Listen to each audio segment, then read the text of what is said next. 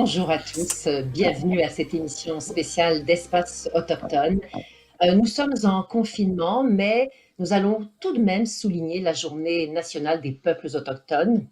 Et je dois le mentionner, c'est aussi le mois national des peuples autochtones. Nous sommes en plein dedans.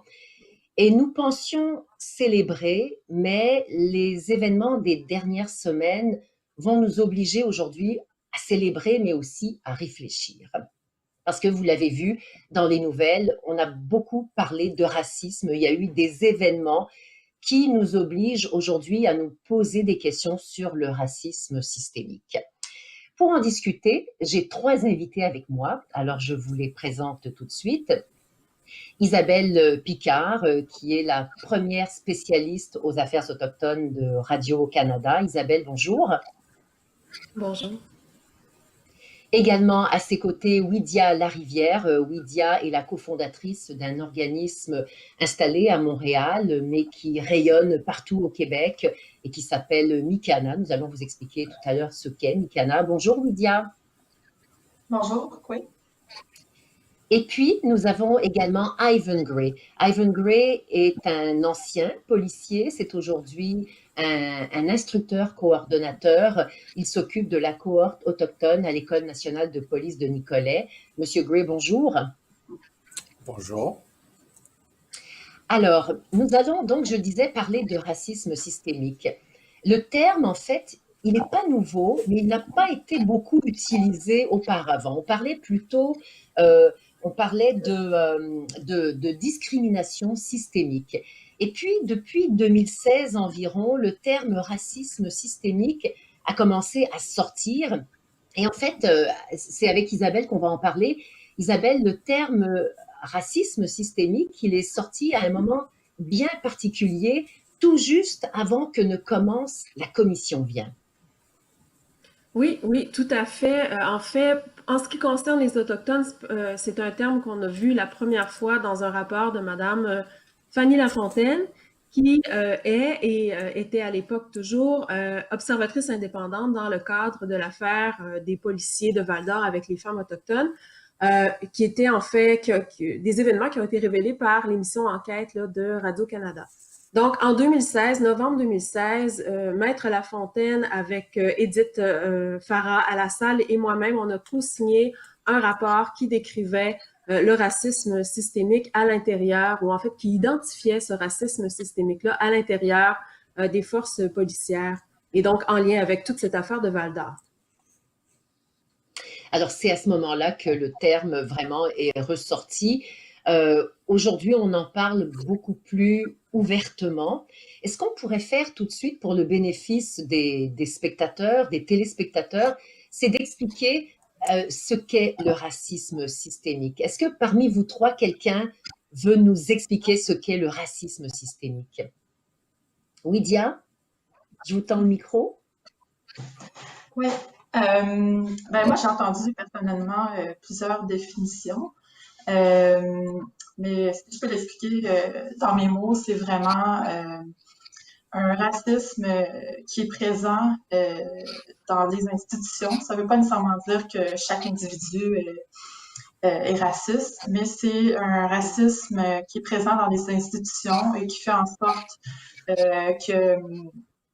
que les Autochtones et les personnes racisées vivent des discriminations et des injustices dans plusieurs domaines, que ce soit par exemple à la recherche d'un emploi, à la recherche d'un logement, justement la question aussi du profilage de la part de policiers. Donc voilà, c'est ma définition de racisme systémique. Oui. Isabelle, est-ce que vous auriez quelque chose à ajouter à cette définition? Ben, en fait, oui, c'est tout à fait juste. C'est un racisme qui s'inscrit dans le système, donc dans la façon dont le système est donné finalement aux citoyens, qui va traiter une certaine caste de citoyens de manière différente, donc un certain groupe de manière différente. Au niveau des Autochtones, c'est sûr que la base de ce racisme systémique-là, c'est la loi sur les Indiens, qui va faire en sorte que dans notre vie de tous les jours, on va être traité différemment des autres citoyens. Donc, par exemple, on n'aura pas le droit d'aller, demander de l'argent pour, démarrer une entreprise. parce que nos maisons dans les communautés ne sont pas saisissables. Donc ça, c'est une discrimination qui est basée sur la race. C'est uniquement les Autochtones qui vivent dans les communautés qui ne sont pas capables de faire ça. Donc, ce Oui, racisme systémique-là, il peut s'inscrire dans des lois, dans des politiques, dans des programmes, et c'est ce qui va faire en sorte qu'on va traiter un groupe carrément à part. oui. Et en fait, pour les Autochtones, ce racisme ne date pas d'hier. Donc, il date de la création de la loi sur les Indiens et il date du traitement qu'on leur a fait subir à partir de ce moment-là. Et en fait, il y a Isabelle? des... Ah, oui. Oui, Dia, oui, Oui, Dia, allez-y, vous avez commencé à prendre la parole. oui, ben en fait, je vais dire que dans mon entourage, il y a plusieurs Autochtones qui définissent carrément le colonialisme comme une forme de racisme envers les Autochtones. Puis en fait, le racisme systémique envers les Autochtones existe depuis le début, en fait, de la colonisation, des premiers contacts entre les Européens et les Autochtones, et aussi éventuellement avec la création de la loi sur les Indiens, le régime des pensionnats, puis comme Isabelle expliquait, toutes les tactiques d'assignation qui ont été insérées dans des politiques et qui visaient spécifiquement les peuples autochtones. Oui, oui, je vous ai tous vus réagir. Monsieur Gray, j'aimerais bien vous entendre là-dessus, parce que vous êtes dans le monde de la police. Évidemment, tout ça a évolué depuis la création de la loi sur les Indiens, le monde policier aussi. Mais vous, en tant que policier, ce racisme, est-ce que vous l'avez vécu vous-même personnellement? Est-ce que vous l'avez ressenti? Est-ce que vous l'avez vu être imposé à des Autochtones? Écoute, merci beaucoup pour les définitions parce que moi aussi, je fais des recherches dans exactement ça, ce sujet-là, racisme systémique. J'avais des chances pour parler avec des directeurs de police dans ça, mais juste une petite histoire de M. Gray. À l'École nationale, je commence ici à 2000. Puis écoute, quand j'ai entré dans l'école à 2000, est-ce qu'il y a des changements nécessaires? Est-ce que j'ai senti euh, est-ce que les systèmes s'est fait, comme les deux collègues m'ont dit tantôt, c'est des protocoles, c'est des policiers, tout ça en place, institutionnel. Mais quand j'ai rendu ici à 2000, on avait comme deux postes de police différents. On avait des classes pas jumelées avec des non-autochtones ici à l'École nationale. Puis, regarde, ça c'est au début, à 2000. Est-ce qu'il y a beaucoup de changements dans cette période-là? Effectivement. Moi, mon rôle ici à l'École nationale, c'est exactement pour ça, pour assurer les Autochtones sont présents dans notre bâtisse à l'École nationale de police. Puis, je communiquais toujours avec les directeurs de police des 22 corps de police. Combien il y a d'aspirants policiers autochtones actuellement à l'École nationale de police? Mais ça, c'est une question spéciale, causée pandémique maintenant. Ben, on avait une cohorte supposée terminer les 20 mars à l'École nationale, mais à cause de notre problème avec COVID, on est dans le processus maintenant. Ben, chaque année, on avait deux groupes, deux cohortes, un en anglais puis un en français, passe ici à l'École nationale. Ah oui, c'est ça, on le sait avec la pandémie actuellement, avec tout ce qui se déroule, je pense que la cohorte actuelle a été déplacée légèrement, euh, mais il y aura des étudiants. Mais tout ça pour dire, est-ce que depuis 2000, il y a de plus en plus de jeunes autochtones qui ont envie d'entrer dans la police et qui se présentent et qui s'inscrivent à l'École nationale de police? Mais écoute, regarde, 20 ans ici à l'École nationale, je vois beaucoup, beaucoup de choses. Aujourd'hui, sur certains, c'est pas facile pour les corps de police pour garder des personnels. On avait beaucoup de corps de police municipaux, surtout du Québec, dans la province du Québec, engagés des Autochtones. Garde, présentement, notre groupe, les nombres de personnes dans notre cohorte, ça commence à baisser beaucoup parce que notre formation, c'est effectivement juste seulement pour les Autochtones avec une promesse d'embauche. Puis, on est comme dans une période sérieuse, puis on fait des recrutements partout. Tous les organismes, tous les corps de police sont dans le processus pour recruter, mais c'est pas facile. Ça, c'est sûr, c'est évident. Mhm. Pourquoi c'est pas facile? Ben écoute, les options aujourd'hui, nos jeunes, dans les périodes quand je commence dans la police, 82, il n'y a pas grand choix que pour une jeune personne chercher un, un job full-time puis avec un salaire toujours. Mais aujourd'hui, avec toute l'éducation, les possibilités pour nos jeunes, c'est incroyable. Aussi, faire des polices dans votre communauté, c'est pas facile non plus. Avec des connaissances à tout le monde. Mais nous, on utilise des termes community-based policing déjà commencé avec des autochtones. Mais on avait un petit problème aujourd'hui pour recruter. Il y a beaucoup de corps de police maintenant. Ils travaillent, ou les personnes travaillent pour des corps de police, c'est non autochtones. Puis ça, c'est un problème déjà adressé par les directeurs de police. Oui, mais il y a une chose qui m'intéresse. Vous avez dit que les jeunes autochtones donc, qui entrent à l'École nationale de police ont un emploi après dans leur communauté. Mais est-ce qu'il y a de jeunes autochtones qui veulent devenir policiers qui ne veulent pas travailler dans la communauté, mais dans la société en général? Oui, effectivement, parce que ça, nous, on donne des formations ici à l'école, pareil comme des non-autochtones. Il y a 648 étudiants à l'école non-autochtones viennent chaque année. Nous, on avait 2 cohortes, puis les diplômes, quand les 2 groupes sont terminés, non-autochtones puis autochtones, c'est pareil. Notre diplôme, c'est bon pour tous les corps de police, surtout du Québec, SM, partout. Puis, mais ça prend une promesse d'embauche des communautés autochtones pour entrer dans notre programme à nous, parce qu'on donnait des formations pour les autochtones en anglais puis français seulement. Oui, mais ce que je veux savoir, c'est un jeune autochtone, il a une promesse d'embauche absolument dans sa communauté ou il pourrait décider de venir travailler à Montréal, à La Tuque, à Chicoutimi, n'importe où? Ça arrive souvent. J'ai noté ça dans les 2 dernières années.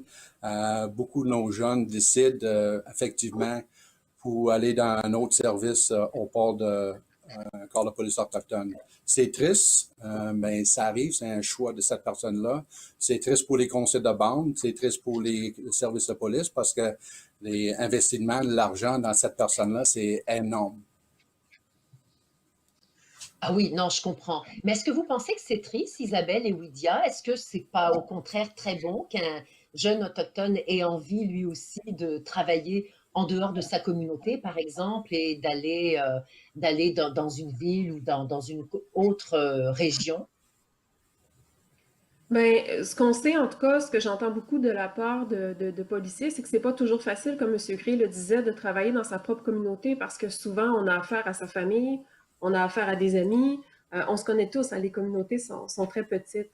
Maintenant, je comprends aussi que l'investissement envers le futur policier est important de la part de la communauté, mais il y a quand même un côté intéressant à ça du fait qu'un Autochtone va s'en aller travailler, par exemple, à Val-d'Or ou à La Tuque ou à Chicoutimi, en ce sens qu'il va être donc un Autochtone et qui va pouvoir, à quelque part, euh, resplendir, c'est peut-être pas le bon mot, mais il va pouvoir influencer ou en tout cas essayer d'expliquer certaines choses du fait qu'il est autochtone. Mhm. Un des moyens de contrer le racisme, et c'est prouvé, c'est d'avoir donc d'embaucher des minorités à l'intérieur des organisations, peu importe qu'elles soient policières, qu'elles soient au niveau gouvernemental, la fonction publique, etc. Et ça va permettre de teinter un peu, c'est le mot que je cherchais, donc de teinter davantage Oui. les actions qui vont être faites au contact de cette personne-là. Donc, ce n'est pas non plus à négliger là, cet apport-là. Alors, c'est dans les services publics qu'on parle beaucoup de racisme systémique, que ce soit la santé, la justice, l'éducation, le monde policier également. Wydia, quand vous travaillez, parce que votre organisme, d'ailleurs on va l'expliquer tout de suite, Mikana, il est là justement pour pas faire de l'enseignement, mais pour ouvrir les esprits. C'est bien Oui, ça? oui, en fait, la mission de l'organisme, c'est de faire de l'éducation et de la sensibilisation sur les réalités des peuples autochtones au Québec et au Canada. Puis on s'y prend de différentes manières, que ce soit, par exemple, par l'animation d'ateliers, de formations, mais aussi le développement d'outils. Par exemple, on a fait un livret qui démystifie 10 des préjugés les plus communs sur les peuples autochtones avec Amnesty International. On fait aussi des partenariats de plus grande envergure, donc parce que souvent les formations, c'est quelque chose de très ponctuel qui a lieu une fois, qui peut semer des graines, mais qui ne va pas nécessairement garantir qu'il va y avoir des changements significatifs et durables là, dans le milieu. Donc, on crée aussi des partenariats justement avec des milieux qui souhaitent s'investir pour mettre en œuvre des changements significatifs dans leur milieu en termes d'inclusion des peuples autochtones puis de respect de leurs droits. Oui, donnez-nous un exemple, par exemple, avec qui avez-vous travaillé récemment? Oui, je dirais qu'un de nos plus gros partenariats, c'est avec le Collège Ahuntsic, donc un projet qui est sur une durée de 3 ans. Et le collège s'est investi justement dans une démarche d'autochtonisation et de décolonisation de son milieu, qui est vraiment comme à différents niveaux, qui inclut justement la formation du personnel puis des étudiants du collège, mais aussi réfléchir à comment rendre le collège un lieu culturellement sécurisant aussi pour les étudiants autochtones. Et tout ça aussi avait été déclenché par leur réflexion en lien avec le nom de leur équipe sportive, qui était anciennement les Indiens. Puis, donc, vous savez, avec tous les débats commentaires sur l'appropriation culturelle, ils étaient en remise en question par rapport au nom puis le logo de leur équipe sportive. Puis, c'est ça, on les a accompagnés aussi dans ce processus-là. Et maintenant, ils ont changé aussi le nom de leur équipe sportive, qui s'appelle maintenant les Aigles.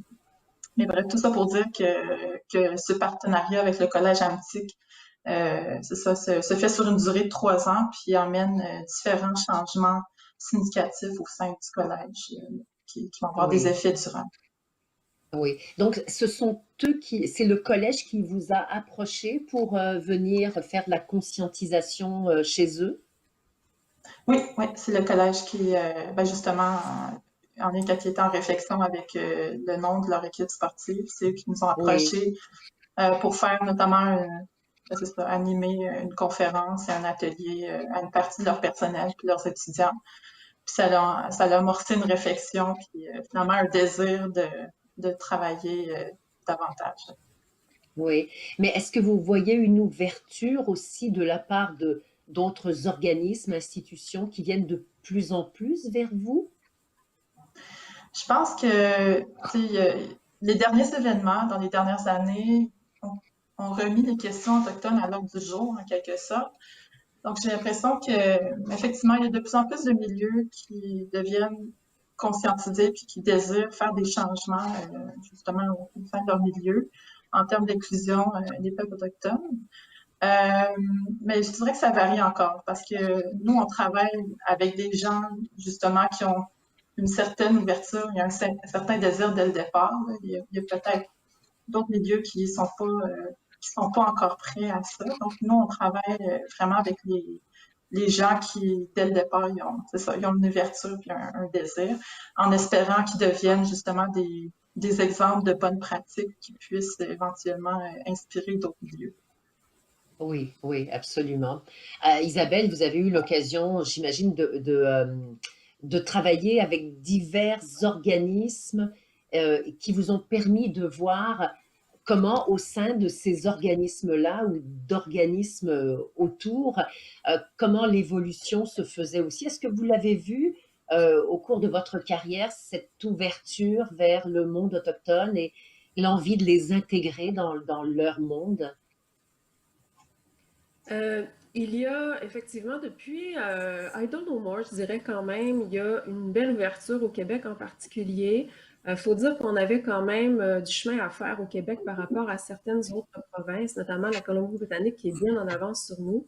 Mais quand même, depuis I Don't Know More, depuis en fait les pensionnats, donc à partir du moment où M. Harper a levé le voile sur les pensionnats, les Québécois se sont mis à comprendre certaines choses, certaines réalités liés aux Autochtones, que, bon, il y avait peut-être certains comportements, certains enjeux qui étaient historiques, et on ne connaissait pas finalement la base de tout ça. Et quand on a levé le voile sur les pensionnats, ben, on s'est mis à dire, ben, c'est peut-être pas de leur faute. Ensuite, il y a eu I Don't Know More, bien sûr. I Don't Know More qui a commencé, bon, on le sait, dans l'Ouest canadien, mais ça a été un événement, je veux dire, planétaire. Là. Il y a eu partout des protestations, des manifestations, des événements, autant en Europe, aux États-Unis qu'au Canada. Donc, ça a quand même été assez important également. Et là, depuis ce temps-là, on a vu des Québécois, des Canadiens qui sont venus nous appuyer, qui sont devenus des alliés. On l'a vu donc des citoyens, monsieur, madame, tout le monde, mais on a vu aussi une ouverture ou en tout cas un désir de changement à l'intérieur des organisations. Je dirais qu'il y a plusieurs vitesses, hein, tout ça un peu comme Wydia le disait. Il y a des endroits où c'est peut-être plus facile, on peut faire des changements, des actions rapides. Il y a d'autres endroits où les bateaux, où les paquebots sont vraiment grands, vraiment gros, vraiment lourds, nommément les gouvernements. Donc là, c'est vraiment plus difficile de faire des changements. Entre autres, bon, M. Trudeau va en faire beaucoup, hein, il en parle beaucoup depuis le début de son premier mandat déjà. Ils n'ont pas encore atteint les cibles, notamment pour l'eau potable. Donc, c'est vraiment pas facile à faire. Peut-être que c'est le système, justement, qui est à questionner là aussi. Mais ce que je peux dire, c'est qu'effectivement, il y a une ouverture. Est-ce que la compréhension réelle de ce qu'est la discrimination ou de ce qu'est l'inclusion est là? Je pense qu'on n'y est pas encore. On est en train de se questionner, de réfléchir. Avec tous ces débats qu'on a dans les dernières semaines notamment, mais aussi avec tous les rapports qui ont été déposés. Je pense à la commission Vien qui parlait de discrimination systémique, le rapport de Mme Lafontaine de racisme systémique, l'ENFADA qui mettait le doigt aussi encore sur le colonialisme lié au racisme systémique et à la discrimination, un peu comme le disait Wydia. Donc, on est en train de réfléchir à tout ça. Ce sont des mots, quand on parle de racisme systémique, qui peuvent en faire reculer quelques-uns. Moi, je pense qu'au contraire, il faut essayer de le comprendre et puis de discuter pour vraiment trouver des solutions là, plus concrètes là, à une réelle inclusion des Autochtones un peu partout dans la société. Oui. Alors, ce serait intéressant de... Oui, allez-y, Wydia. Allez-y. Oui, c'est moi. Mais moi, ce que je trouve, en fait, un des grands défis que je réalise, c'est que c'est pas nécessairement relié comme à avoir des bonnes intentions ou non, comme on l'a réalisé justement à travers notre travail.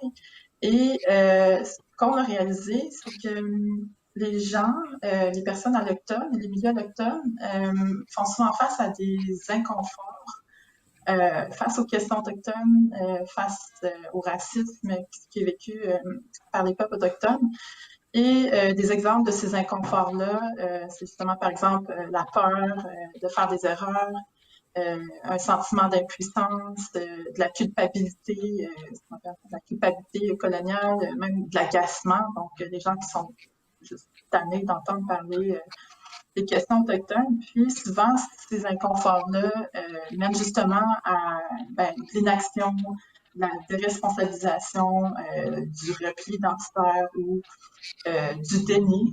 On l'a vu aussi dernièrement, le déni face à la question du racisme. Fait que c'est quand même, en tout cas, nous, c'est ça, chez Nicanor, c'est quand même un défi d'essayer de faire en sorte que les participants aux activités ou les gens avec qui on travaille puissent justement surmonter ces inconforts-là qui amènent éventuellement, qui peuvent amener éventuellement des blocages, puis qui finalement entraînent le statu quo.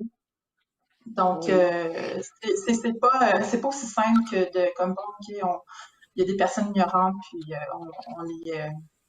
on les éduque, puis ensuite, comme on réussit à lutter contre le racisme. Donc, c'est quand même un processus qui est quand même complexe. Oui. On parlait des différentes commissions. Il y a eu plusieurs commissions sur les peuples autochtones au fil du temps. Cette semaine, le 15 juin, le Premier ministre Legault a parlé de la création d'un comité d'action. Parce que une commission et un comité d'action, je ne sais pas s'il y aura une différence, on va le voir. Mais quand on parle de comité d'action, on a l'impression qu'on va se mettre en marche et qu'on va faire bouger les choses. Est-ce que ça pourrait éveiller les consciences? si ça fonctionne, il y a beaucoup de travail. Là, on leur a dit, OK, comité d'action, ils sont 7-8 personnes, ils ont l'été, l'automne. À l'automne, ils doivent rendre leur rapport avec des actions concrètes qui seront mises en place. Est-ce que le fait que ça vienne du gouvernement, ça peut éveiller la société?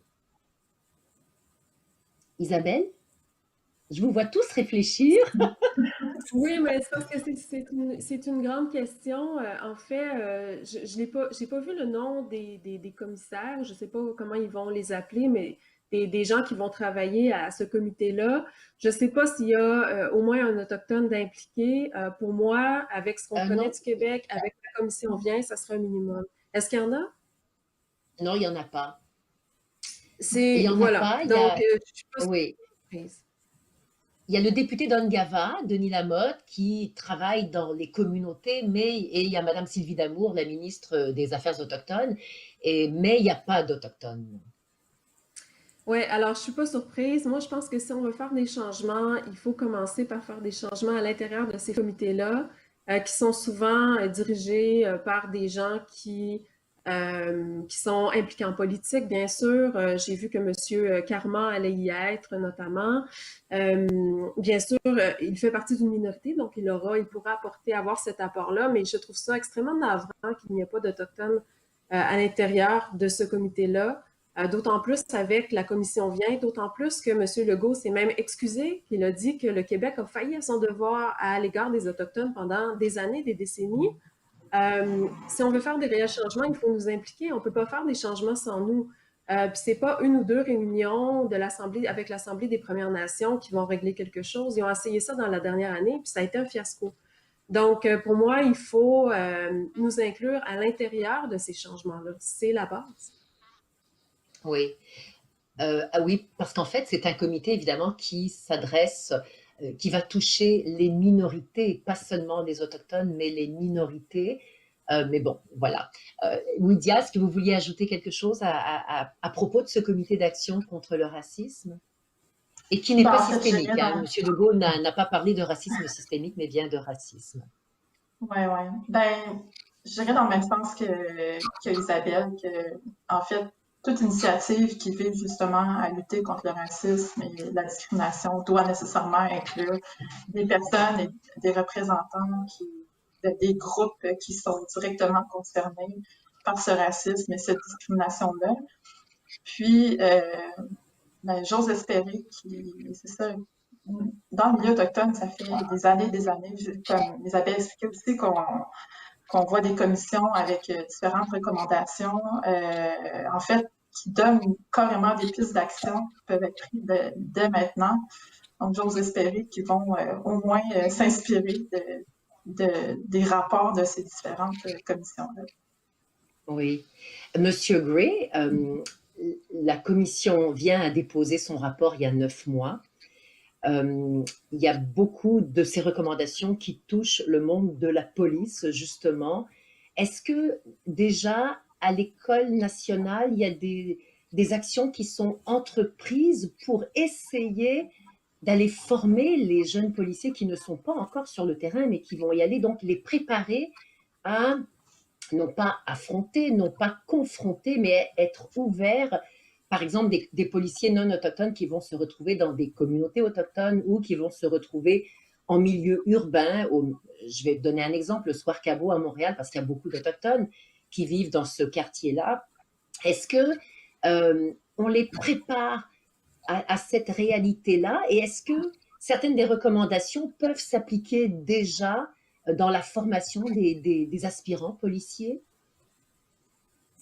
Écoute, j'ai écouté Mme Picard parler pour les commissions Vient, puis toutes les recommandations. Puis présentement, à l'École nationale, puis je suis complètement d'accord, c'est important, c'est une importance importante et un autochtone rester toujours sur un comité. Si Legault commençait, comme tu dis tantôt, un comité pour enquêter tout ça, puis un représentant autochtone présent, c'est important. Moi, ici, à l'École nationale, j'ai sur un comité présentement avec l'école pour assurer cause des recommandations de commission vient. pour Infada, formation sur la table présentement pour former des Autochtones. Je parle pour les Autochtones, non, mais pour les Autochtones, pour les futurs, des enquêteurs pour agression sexuelle. Puis, il y a beaucoup, beaucoup de facteurs maintenant, puis j'ai apprécié ça. Mon présence dans cette comité-là, c'est crucial, c'est important pour nous, milieu autochtone. On fait des efforts Oui, à l'école. Beaucoup. C'est pour ça mon présence à l'école, c'est important pour assurer des voix. Les Autochtones sont toujours écoutés par tout le monde. J'espère, regarde, j'ai seul autochtone présentement à l'École nationale de police, mais est-ce qu'on va continuer comme ça? J'avais des chances pour engager deux autochtones aussi, un Innu de Bessamit, puis un policier de Odanak à Abenaki. Mais ça, c'est mon rôle à l'école pour assurer, nous, on avait une voix dans tout ça, puis c'est tellement important. oui. Mais là, je vous entends parler, vous travaillez à l'École nationale de police, vous êtes un autochtone qui travaillait avec les autochtones. Mais est-ce que votre voix est entendue chez les non-autochtones, chez les aspirants policiers qui veulent devenir autochtones, pour qu'ils comprennent la réalité? Qu'est-ce qu'on leur donne comme formation directement à l'école, à la base? Écoute, ça, c'est une bonne question parce que, regarde, pour les derniers 4 ans, nos Autochtones, c'est des rassemblements le matin avec 216 non-autochtones. Tous les Autochtones ici à l'école portaient son uniforme, son patch, son service de police, son corps de police. Nous, beaucoup des corps de police, c'est des blue-black uniformes. Ça, c'est les couleurs que tu vois maintenant dans l'écran. C'est une couleur de l'École nationale. Nos jeunes Autochtones portaient des uniformes de chaque corps de police comme Lac-Simon, Objuan, puis tout ça. Mais y intégrer, c'est des tâches pour nos jeunes pour expliquer beaucoup de choses. Je trouve c'est incroyable les façons le matin, les interactions maintenant avec les 216 étudiants plus notre autochtone en anglais puis en français pour expliquer. C'est comme des coachs, nos jeunes, pour pour expliquer c'est quoi les réalités dans certaines corps de police, c'est quoi les réalités, c'est quoi les problèmes, financement pour chercher des formations, des finances, puis tout ça, mais on avait une réalité complètement différente comparée des grands corps de police au Québec. Isabelle, vous êtes la première spécialiste concernant les enjeux autochtones à Radio-Canada. C'est un poste qui est nouveau. J'entends ce qui se passe à l'École nationale de police de Nicolet. Un autochtone pour l'instant, peut-être un peu plus. À Radio-Canada, est-ce qu'on fait mieux? Radio-Canada, au niveau des employés autochtones, pour l'instant, il y a une journaliste autochtone, il y a une autre journaliste qui est étudiante, donc elle est là à temps partiel, et il y a moi, à ce que je sache. Il peut y en avoir d'autres, disons, au niveau des caméramans ou autres, mais à ce qu'on m'a dit, pour l'instant, ça serait ça au niveau des effectifs. Donc, c'est sûr que tout à l'heure, je parlais de l'importance d'avoir des minorités à l'intérieur de la fonction publique ou de différentes organisations. Radio-Canada, évidemment, fait partie de ce lot-là. Il va falloir, chez Radio-Canada, augmenter, et on le sait, c'est une de mes priorités, une des priorités qui ont été, disons, décriées, ou pas décriées, mais pointée par autant la présidente, Mme Catherine Tate, que la vice-présidente au niveau de du vice-président au niveau de Radio-Canada, que mes propres patrons. Donc ça, c'est une des priorités, l'embauche d'Autochtones à tous les niveaux, justement, à Radio-Canada, pour justement être capable de venir un peu teinter et mieux refléter finalement le Canada d'aujourd'hui, parce que c'est ça la mission de Radio-Canada, c'est vraiment de refléter toute la diversité qui s'inscrit à l'intérieur du Canada. Et du côté francophone, donc CBC, c'est une autre histoire, mais du côté de Radio-Canada, il y a des efforts à faire au niveau de l'embauche, qui va venir teinter justement, bon, disons, s'il y a plus de journalistes autochtones, ben ça va probablement venir teinter la quantité d'histoires ou d'actualités autochtones, bien que Radio-Canada, faut se le dire, a fait un énorme travail dans les dernières années, depuis notamment Espace autochtone, depuis 3-4 ans, on voit beaucoup d'histoires qui se rapportent aux Autochtones. Mais maintenant, de les raconter avec nos propres voix, ça peut être aussi très intéressant là, pour autant à l'intérieur de Radio-Canada qu'à l'externe pour les gens à la maison qui vont recevoir ces actualités-là. Oui. Et donc, vous la voyez, l'ouverture à l'intérieur de cette grande boîte-là. Est-ce que, Ouidia, est-ce que l'ouverture, vous la sentez de plus en plus, vous, avec Mikana, quand vous vous déplacez? Est-ce que vous allez à la Oui, rencontre, d'ailleurs, des gens, des fois, pour leur dire, vous avez besoin de nos services? on n'en est pas encore rendu là parce que, ben, premièrement, on est une jeune organisation, donc qui est encore en développement puis en expansion. Mais je dirais même que on doit refuser même certaines demandes parce qu'on dirait que justement il y a comme plusieurs personnes qui se réveillent, qui ont une prise de conscience tout en même temps. Puis que là maintenant ils veulent faire des changements dans leur milieu maintenant puis rapidement.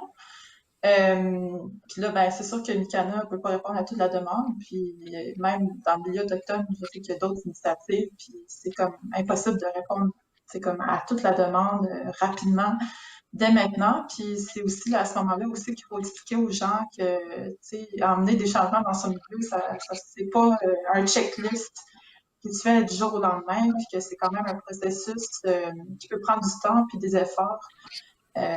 Fait que juste ça, c'est comme une première sensibilisation aussi qu'on doit emmener dans certains milieux qui, justement, ils ont des attentes à avoir une espèce de recette universelle pour régler justement les problématiques dans leur milieu ou rendre leur milieu plus inclusif. Mais comme je disais plus tôt, je vois quand même de plus en plus d'ouverture comparativement à il y a déjà quelques années quand que je commençais à m'impliquer pour des causes autochtones. Mais puis, comme je disais aussi un peu plus tôt, même les milieux qui ont des super bonnes intentions aussi doivent être aussi sensibilisés. Parce que quand on parle de racisme et de discrimination, on ne parle pas nécessairement de gens qui sont consciemment, bon, qui ont consciemment des comportements racistes, qui ont une attitude consciemment raciste affirmée, comme dans la plupart des gens, on va leur demander comme tu sais, avez-vous déjà eu des comportements racistes? La plupart des gens vont répondre non. Mais je ne sais pas si vous avez, par exemple, entendu la question, par exemple, des biais inconscients. Donc, par exemple, tout le monde en a des préjugés. Donc, des gens qui peuvent avoir des préjugés envers des personnes autochtones, par exemple. Et que ces préjugés-là, finalement, vont être teintés dans leur comportement de manière inconsciente. Puis ça, il y a des études, justement, qui sont venues prouver, notamment dans le milieu de la santé, où est-ce qu'il y a des personnes autochtones qui, justement, qui ont vécu de la discrimination de la part de personnel dans le milieu de la santé, puis que ces personnes du milieu de la santé se disaient pas ouvertement racistes, mais qui avaient quand même eu des comportements discriminatoires envers des personnes autochtones, justement, par exemple, en voyant une personne autochtone qui est en hypoglycémie, mais qui automatiquement vont penser qu'il est en état d'ébriété parce qu'à cause du préjugé sur les Autochtones et l'alcoolisme.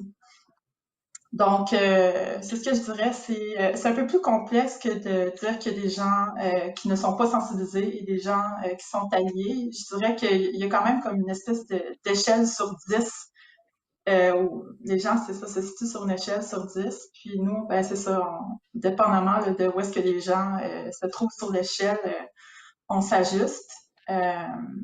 Donc, c'est ça. Mais pour répondre à la question sur l'ouverture, oui, je sens qu'il y a quand même de plus en plus d'ouverture, mais il y a quand même encore ce besoin-là d'être sensibilisé puis d'être accompagné.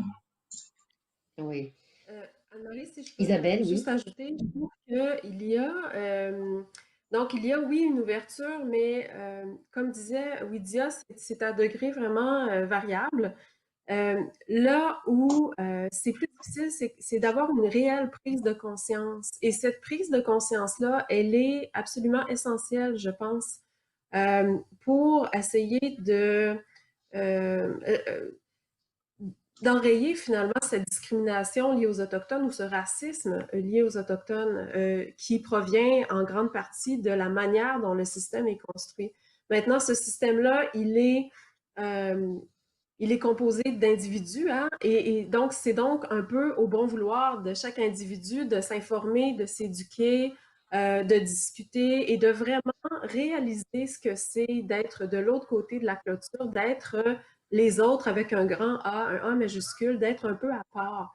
Et cette prise de conscience-là, pour moi, elle est essentielle à une véritable inclusion, parce que le contraire du racisme, c'est ça pour moi, c'est l'inclusion. Mais une véritable inclusion qui est basée sur l'équité, donc qui va tenir compte des réalités des minorités, dans ce cas-ci les Autochtones.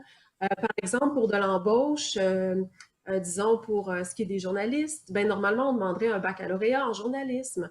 On sait que chez les Autochtones, il y a quoi, 3% de la population qui a un baccalauréat. Puis si on cherche en plus en journalisme, il n'y en a pas dans les écoles. Autant à l'UQAM, à l'Université Laval, c'est très, très rare.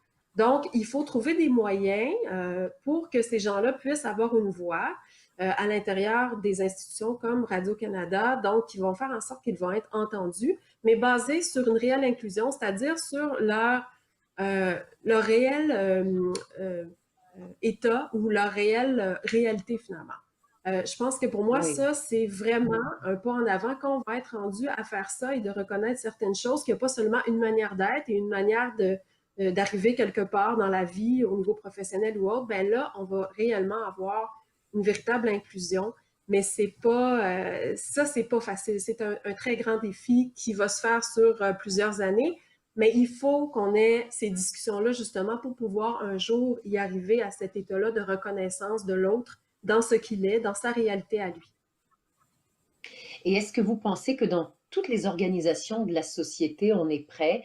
Donc, quand je parle des organisations, je parle en fait de tous les services publics, que ce soit la santé, la justice, l'éducation. Là, on parlait du monde des médias, mais ailleurs dans la société, est-ce qu'on est prêt à, à ouvrir ses œillères finalement et puis à comprendre l'autre?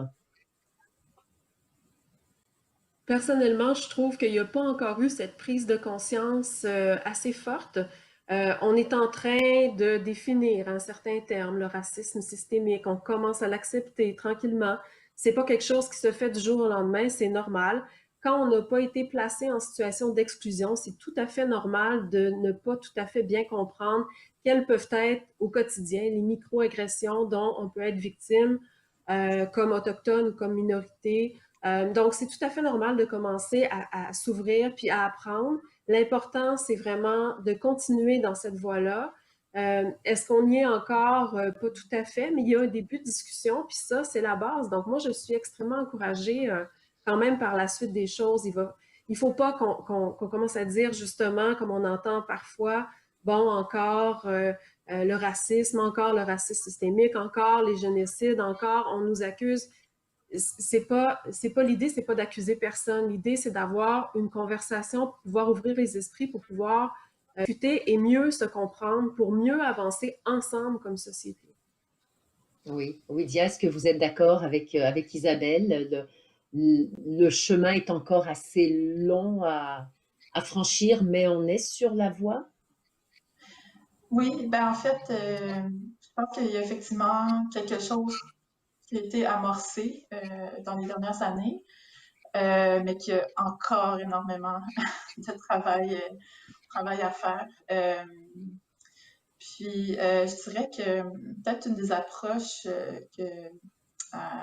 entamer en termes de racisme, j'ai entendu des militants antiracistes dire que quand on parle de racisme, on ne parle pas nécessairement, on ne devrait pas parler de personnes ou d'individus, c'est comme que le mot raciste soit une caractéristique d'un individu, mais plus des caractéristiques d'un comportement.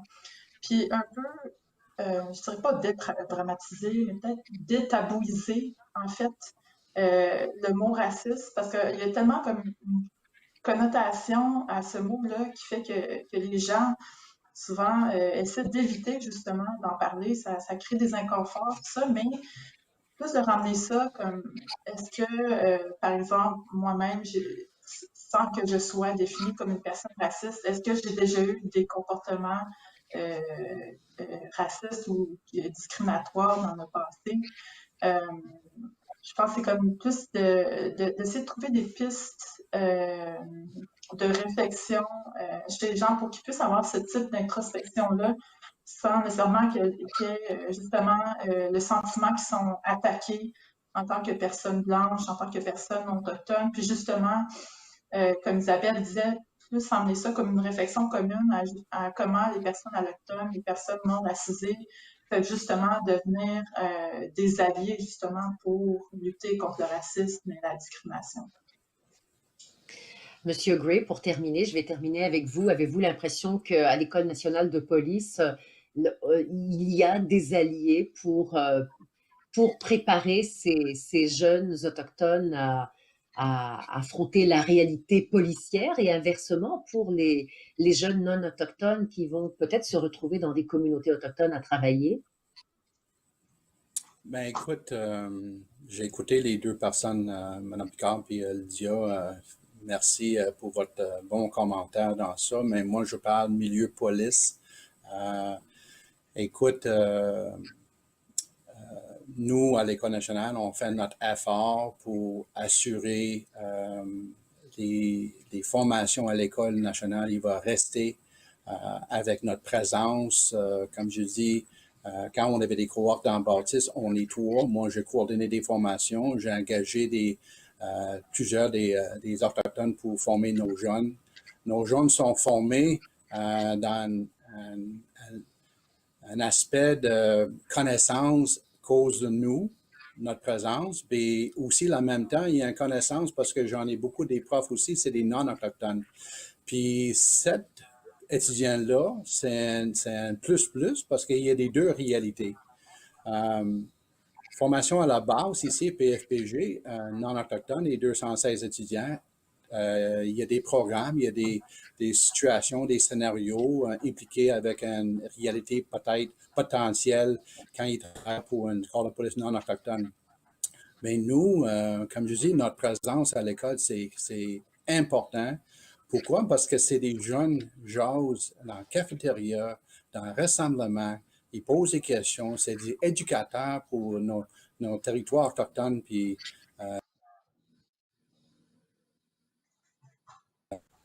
Monsieur l'école, il Gray? va... Oui. Oui, non, la conversation avait coupé, alors je vous ai perdu pendant quelques instants, oui. Oui, il y a une pause aussi dans mon vidéo.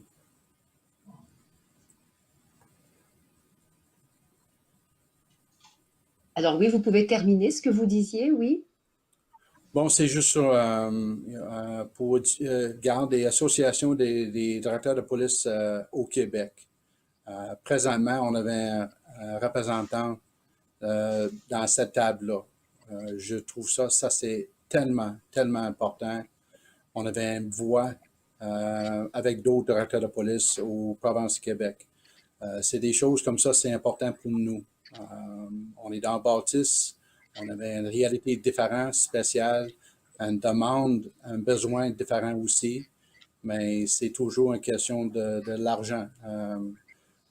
Ça coûte l'argent pour former des personnes, pour les enquêteurs, puis tout ça, mais écoute, on est toujours dans la négociation tout le temps. J'ai parlé avec pour les 22 directeurs de police pour des corps de police autochtones. Mais écoute, on est une institution de formation, puis on est là pour aider notre clientèle, on est là pour intégrer ces nouveaux-là. Je vous ai perdu, Monsieur Gray. Monsieur Gray, vous êtes là? Nous avons quelques petits soucis, oui. La conversation a coupé une fois de plus. Écoutez, on va s'arrêter là, mais bon, je pense que la table est mise, on sait les besoins qui sont là pour que les changements puissent s'amorcer dans la société. Merci à tous les trois. Alors, je vais vous représenter, Monsieur Ivan Gray. Vous êtes donc un instructeur coordonnateur à l'École nationale de police de Nicolet. Vous êtes un Mi'kmaq de Listigouge, en Gaspésie. Merci beaucoup d'avoir été là aujourd'hui avec nous. Également, Wydia Larivière. Wydia est une Anishinaabe. Vous êtes de Témiscamingue, c'est bien ça, Wydia? Oui. Exactement. Et vous êtes la cofondatrice de cet organisme donc, de conscientisation, d'éducation, Mikana. Et puis Isabelle Picard, une Wendat de Wendake. Isabelle, qui est la première spécialiste aux affaires autochtones à Radio-Canada. Merci beaucoup. Merci à toutes les trois d'avoir accepté de participer à cette discussion qui reste ouverte. Il y a encore beaucoup de choses à dire et j'en profite à tous les trois pour vous souhaiter un bon mois national des Autochtones et à très bientôt. Merci.